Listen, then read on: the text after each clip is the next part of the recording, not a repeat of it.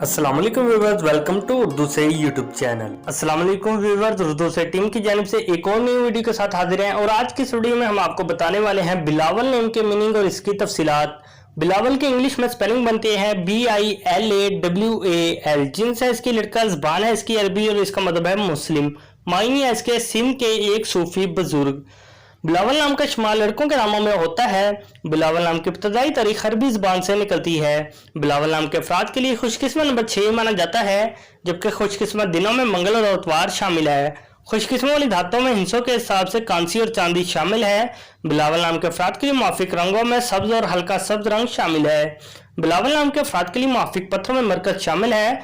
बिलावल नाम में 7 हरूफ हैं, ये एक लफ्ज बनता है। अपने नाम का मीनिंग जानने के लिए कमेंट बॉक्स में लिखिए, चैनल को सब्सक्राइब कीजिए, वीडियो को लाइक और शेयर कीजिए। Thanks for watching.